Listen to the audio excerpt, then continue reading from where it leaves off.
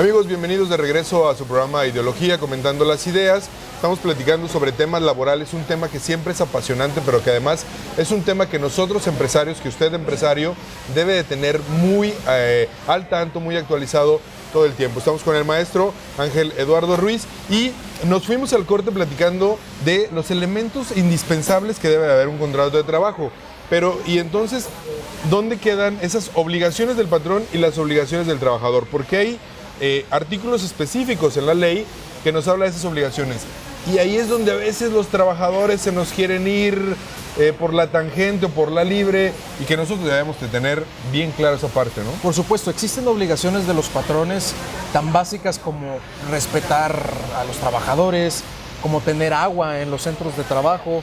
O sea, son detalles indispensables, ¿no? Que uno dice, bueno, esto es de sentido común. Las obligaciones de los patrones, en ese sentido de respetar, de no pagar en cantinas, de no pagar con fichas de Monopoly o cualquier cosa así por el estilo, pues están ahí plasmadas, ¿no?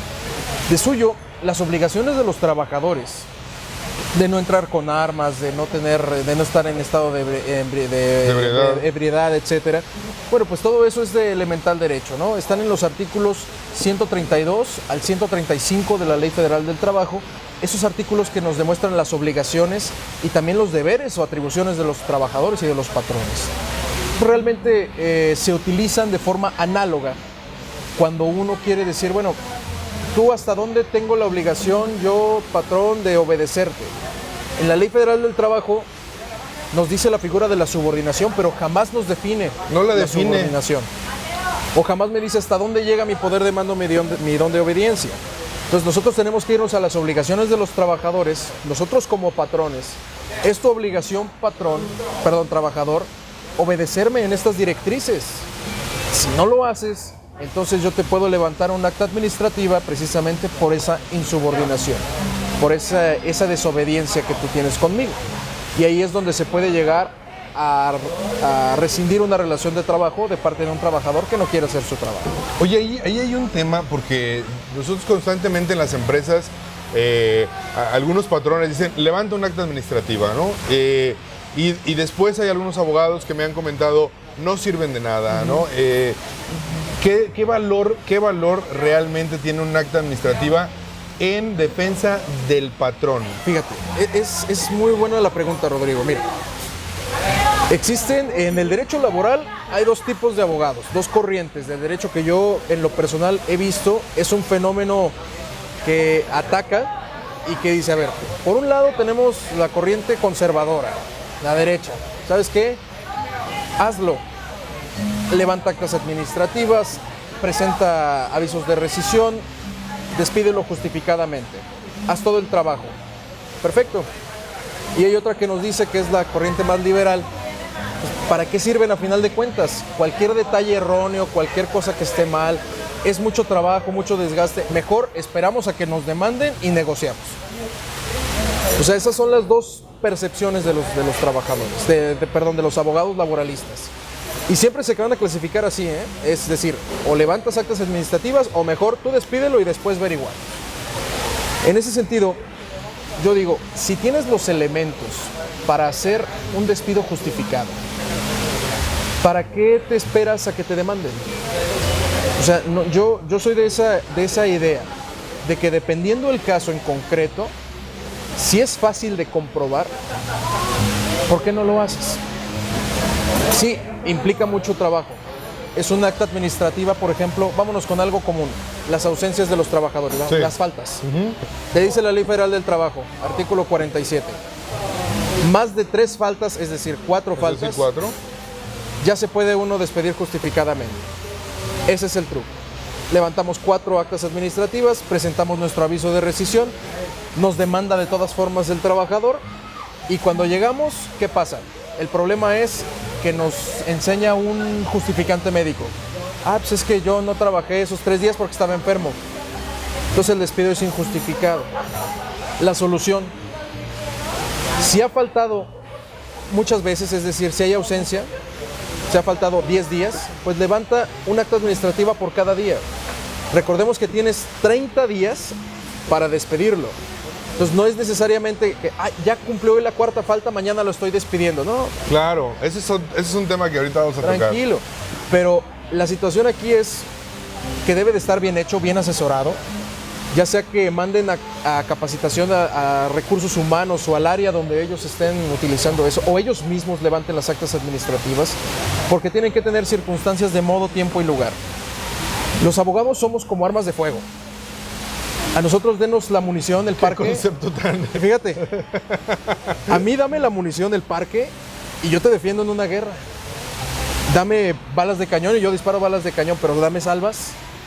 Y O dame una resortera y pues está canijo. Entonces, entre mejor sean, entre más cosas tengas, a eso me refiero con el parque, con la munición. Claro. Nosotros vamos a echar balazo. Y eso concatena con la primer parte que estábamos platicando de lo bien asesorado que deben de estar los contratos, pero además esta parte también del acta administrativa en ocasiones es tan necesaria porque no falta que tengamos al trabajador que llega tarde, al trabajador que falta, o que tengamos al trabajador que llega en condiciones los lunes más ebrio que enfermo. Claro. Y bueno, tenemos el problema de sirve o no sirve. Sí sirven, amigos empresarios, como bien dice el maestro, sí sirven. Hay que hacerlas bien, ¿no? Hay que hacerlas, es importante. Pero otra cosa que dijiste que me parece muy importante y que me gustaría que abundemos un poquito. Luego nosotros como empresarios o como patrones, en ese momento de enojo, queremos despedir al trabajador y incurrimos en alguna falta o en alguna grosería inclusive y podemos tener un problema, ¿no? Claro. ¿Cuál es la recomendación concreta? Decías calma. La recomendación es, bueno, es que es muy complicado porque entre cualquier relación de trabajo, vaya hasta en el fútbol, ¿sí? Donde el árbitro ni la debe ni la teme, nada más marca y ya le están mentando ahí, ¿no? Entonces, las relaciones humanas siempre son friccionales, ¿no? Siempre son ríspidas. Es muy complicado decirle a un patrón, oye, cálmate ante una situación de injusticia que uno ve, ¿no? Que me robó un celular o que se desapareció algo de la empresa y yo vi que lo tomaste. Entonces, al momento que yo digo, oye, ¿sabes qué? Fírmame tu renuncia. No quiero. Pues entonces te voy a despedir, pues despídeme. Ante ese enfrentamiento, lo mejor es decir, ok, ya está, háblalo con el departamento correspondiente. Si yo soy el patrón, entonces mañana lo hablamos, me consulto con un abogado. ¿Lo retiras del centro de trabajo? Yo diría que depende, depende de la falta. Ok. Porque en muchas ocasiones, si ya no regresa, pues se rompe la relación de trabajo desde ese momento y si pudieras llegar a un arreglo previo a un juicio, pues perdiste la oportunidad. Ok. Es preferible mejor tener una comunicación, aunque sea formal, aunque sea muy limitada, pero comunicación a final de cuentas. Para efectos de que si se puede llegar a arreglar un problema, pues se arregle con menos dinero que lo que te va a costar cuando se mete un abogado laboralista que al menos te va a inflar esa indemnización en un 30%. ¿Por qué? Porque sus honorarios también van incluidos en la negociación. Y tenemos un problema también, ¿no? Yo no sé qué tanto continúa este famoso problema que había en las juntas de conciliación y arbitraje en esa parte, ¿no? En ese juego. Se habla pues de que el derecho laboral ya en la materia de la defensa, ya en la materia del procesal, es muy manoseado. Mira, qué bueno que tocas ese tema. Cuando hablamos del derecho, cuando hablamos de la cuestión jurídica, hablamos de dos tipos de verdades. Está la verdad real, lo que en realidad pasó, lo que realmente ocurrió en mi empresa, y la verdad jurídica, lo que legalmente se puede llegar a demostrar o no. En ese sentido, ¿cuál va a prevalecer más? ¿La verdad real o la verdad jurídica? Prevalece la verdad jurídica sobre la verdad real. Que el amigo empresario que ha tenido algún tipo de conflictos, de demandas, o inclusive tú, Rodrigo, te invito a que veas cualquier tipo de demanda laboral, y te lo juro que si no es el 90% es un poquito más. Te dicen en esas demandas, a mí me despidió fulanito de tal en la puerta de entrada y salida de la fuente de trabajo frente a varias personas que iban pasando. O sea, Eso es como tornillos, ¿no? Es lo de cajón, vaya, ni siquiera tienen un poquito de imaginación para cambiarle, ¿no? Pero siempre es así. Siempre es así porque a nosotros los abogados laboralistas nos preocupa más comprobar la verdad jurídica que en realidad comprobar la verdad.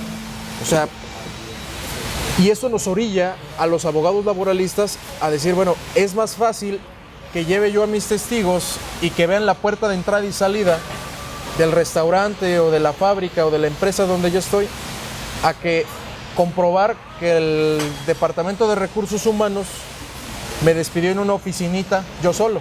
Claro. Entonces, eso orilla a comprobarlo, ¿no? ¿Y cómo podemos nosotros evitar ese tipo de conflictos, ese tipo de demandas? Bueno, pues adelantándonos a ellos, a regresarles el golpe. A final de cuentas, es nuestra obligación como patrones el darles un aviso de rescisión, el levantar actas administrativas y si ya no quiero estar contigo, presentar tu despido justificado, que en realidad ahorrará mucho. Entonces hay que cuidar ese tipo de aspectos. Hay que cuidar esas partes, hay que cuidar las formalidades, amigos empresarios.